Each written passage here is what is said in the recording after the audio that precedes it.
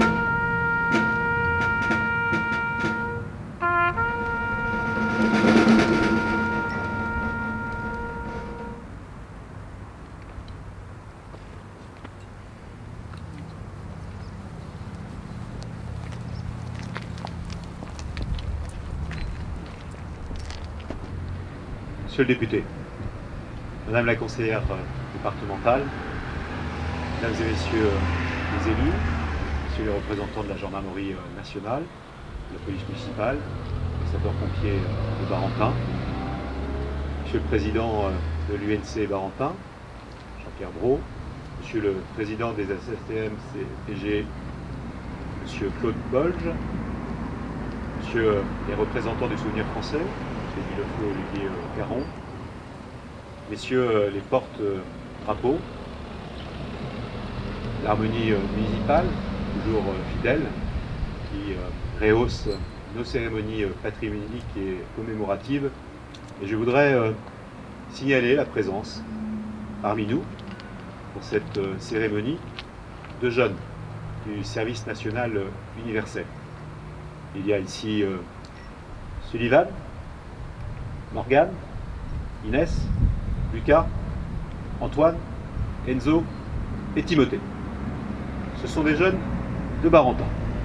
Ils ont fait un choix, qui est le choix de l'engagement, qui est le choix, à travers cet engagement, de faire vivre cette notion essentielle qu'on appelle les droits et les devoirs.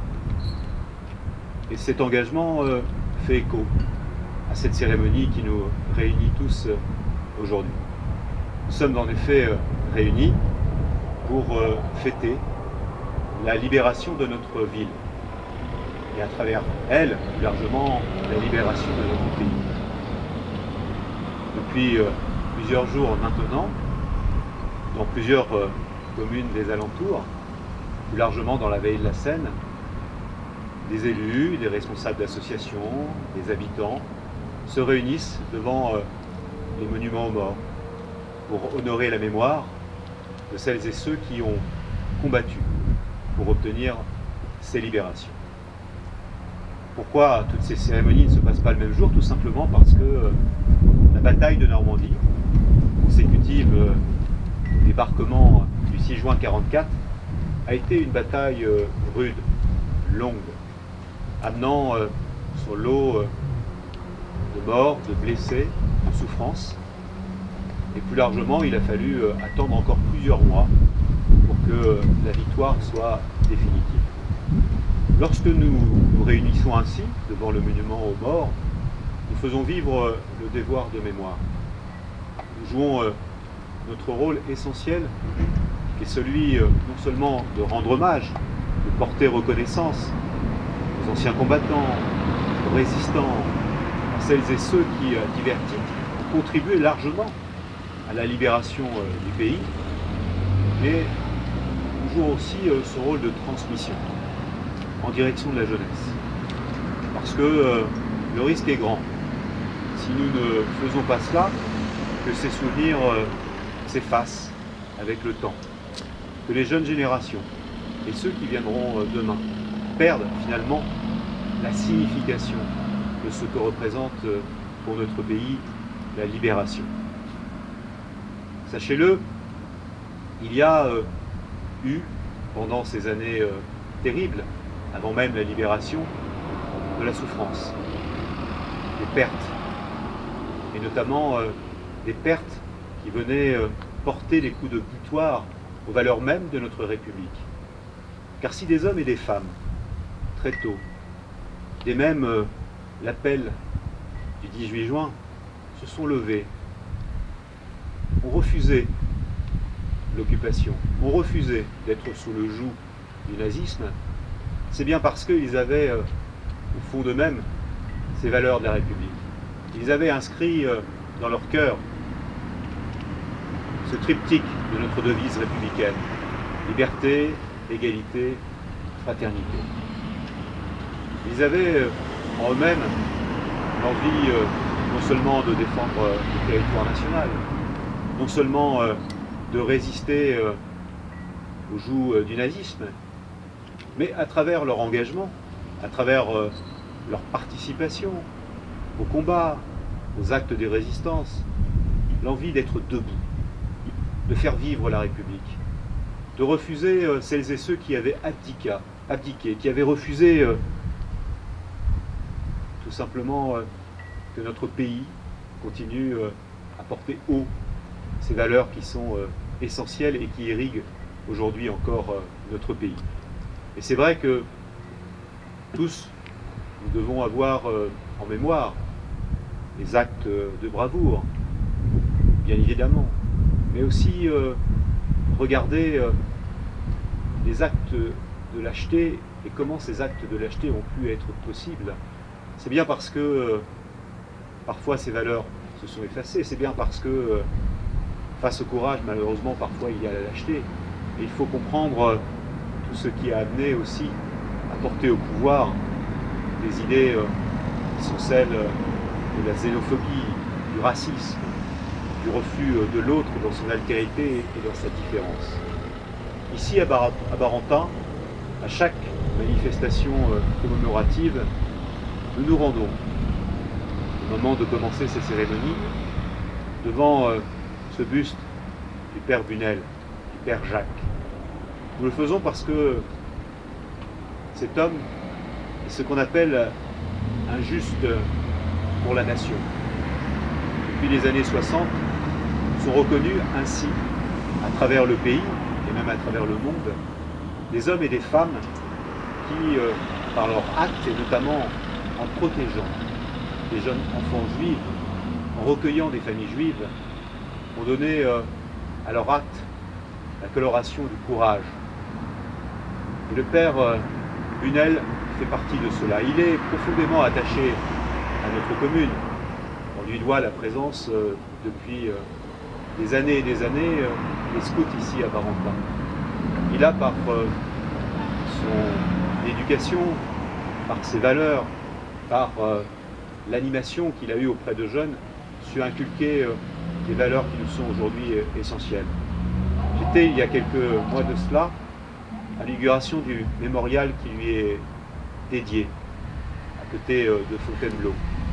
Et il y avait l'évocation de son formidable parcours. Certains, sans doute, savent le lien qui existe entre ce film « En revoir les enfants » et le Père Bunel, le Père Jacques. Car c'est lui qui a inspiré ce film. C'est lui, avec le maire de la commune et le secrétaire de mairie de l'époque, à côté de Fontainebleau, qui a protégé des enfants juifs et qui a été arrêté pour cela et qui est mort d'épuisement au moment de la libération, alors qu'il avait survécu au camp dans lequel il était interné. Je dis cela parce que cette histoire, que l'on peut écrire avec un grand H, elle est d'abord une multitude de petites histoires portées et incarnées par des hommes et par des femmes de courage. Et puis ici, à Barentin, comment ne pas évoquer le souvenir d'André Marie, qui, nous sommes aujourd'hui rassemblés pour fêter la libération, est lui-même revenu en avril 1945. Il sortait du camp de Buchenwald, où il était interné. Il y avait été placé, arrêté pour des actes de résistance en 1943. Pendant plusieurs mois, de longs mois, il a partagé le destin d'hommes et de femmes internés dans des conditions horribles. Il était de cela. Et au sortir de la libération du camp de Buchenwald, cet homme connu pour sa prestance, pour sa force, était amaigri par les conditions d'internement. Les joues creuses, le corps presque rachitique, comme beaucoup de ces coréligionnaires internés comme lui. Son premier acte, sa première décision, son premier souhait, a été de revenir à Barentin. À peine sorti du camp, c'est ici qu'il a voulu revenir, pour assumer des responsabilités. Ces responsabilités, c'est d'être, de 1945 à 1974, notre maire, et de porter un projet pour la ville. Mais toutes ces longues années après-guerre, que ce soit dans ses responsabilités de ministre, et d'abord de garde des Sceaux, à gérer l'épuration, la libération, la remise en place d'une justice équitable, avec des magistrats qui, pour la plupart d'entre eux, avaient prêté serment au régime de Vichy, et puis plus tard comme ministre de l'Éducation. Jamais il n'oubliera son parcours. Jamais il n'oubliera non plus ce qui lui doit la République. Jamais il n'oubliera aussi cette nécessité non seulement de faire vivre le devoir de mémoire, la transmission par l'évocation de ces moments, par sa participation aux associations d'anciens combattants. Il fréquentait juste après la Première Guerre mondiale, étant lui-même ancien combattant à 20 ans, mais aussi ce travail de réconciliation.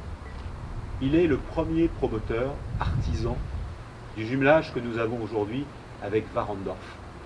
Nous avons en mairie, dans la salle Warendorf, une photo qui illustre cela, prise en 1965, qui montre le plaisir, les yeux pétillants qu'il avait souvent à faire cet acte essentiel, qui est celui aussi de la réconciliation. Je voudrais terminer mon propos en portant à l'esprit, dans le moment que nous vivons, qui est un moment où la thématique de les libertés, cet élément essentiel du triptyque républicain, apparaît parfois comme évidence, parfois comme une difficulté, mais qui doit résonner en nous comme étant un principe essentiel dans notre République. Est-ce qu'un seul d'entre vous aujourd'hui pense que nous ne soyons pas dans un pays de liberté? Nous sommes ici des hommes et des femmes d'horizons différents, avec des parcours différents. Les actes d'histoire que je vous ai racontés, je les ai lus librement dans des livres d'histoire, j'ai entendu des témoignages. J'ai la chance de vivre dans un pays où je peux lire tous les livres qui me plaisent de lire. Vous vivez dans un pays où vous pouvez regarder tous les films que vous souhaitez voir, écouter, assister à des réunions, lire, se documenter, comme vous le voulez, sur tous les sujets, quelle que soit notre opinion, dans le respect de chacun. Il a existé des moments dans notre histoire où les livres étaient brûlés, on appelait ça des autodafés. Il existe des pays de par le monde, aujourd'hui encore, où la liberté d'opinion n'existe pas, où vous ne pouvez pas accéder à des livres ou regarder des films comme bon il vous semble. J'ai cette liberté comme vous, quand nous aurons terminé cette cérémonie, au moment d'échanger les uns avec les autres, vous avez cette possibilité, cette liberté absolue de me dire « nous ne sommes pas d'accord avec ce que tu viens de dire ». Et j'ai cette liberté absolue de vous dire « je ne suis pas d'accord avec ce que tu viens de me dire », parce que je suis dans un pays de liberté. Et il existe aujourd'hui, de par le monde, des pays dans lesquels vous ne pouvez pas dire à quelqu'un qui porte l'autorité que vous n'êtes pas d'accord avec lui. Dans l'histoire que je viens de conter, celle de l'occupation, il y avait des hommes et des femmes qui ont été meurtris, blessés, internés, tout simplement, parce qu'ils souhaitaient exprimer une opinion. J'ai cité tout à l'heure ces jeunes aujourd'hui du service national universel. Il y a eu, dans cette période d'occupation, des jeunes lycéens, dont l'acte a été, par exemple, nous le ferons dans quelques instants, d'entamer la Marseillaise. Des lycéens arrêtés à Paris et dans d'autres villes de France. Nous avons cette liberté aujourd'hui, qui est, comme le disait Pierre Mendès France, la liberté chérie, ce que nous avons sans doute de plus précieux. Est-ce que, parmi vous, certains imaginent qu'il y a la liberté à Kaboul? Est-ce que certains d'entre vous imaginent qu'à travers le monde, quel que soit le continent, il n'existe pas des pays où la description que je viens de faire de les libertés n'est pas exactement la même? Alors, on entend beaucoup de choses sur la liberté. Je crois que lorsqu'on évoque la liberté, c'est vrai de l'égalité ou de la fraternité, on devrait toujours, dans le balance de nos opinions, lire l'histoire, comprendre l'histoire et comparer. Même si, bien évidemment, elle réclame de notre part de l'engagement. Tout n'est pas parfait. Il faut toujours, quand on veut défendre les valeurs de la République, vouloir le faire avec force et conviction, vouloir le meilleur, non pas pour nous-mêmes, mais pour notre société. Mais j'estime que c'est une chance, que nous sommes dans un pays de liberté, parce que des hommes et des femmes, dans notre histoire, se sont levés pour la défendre. Je pense aux anciens combattants, je pense aux résistants, je pense à tous ces hommes et des femmes dont nous savons qualifier aujourd'hui les actes. C'est à cela que je pense au moment de fêter la fête de la libération à Barentin. Et cette fête de libération, si elle a été un moment où ont pu couler les larmes, qui étaient cette fois-ci des larmes de joie, c'est bien parce que pour les hommes et les femmes qui vivaient ici à Barentin et dans la vallée de l'Ostrobert, ils savaient que c'était à travers cet acte de libération le retour à la liberté. Vive la France, vive la République et vive Barentin.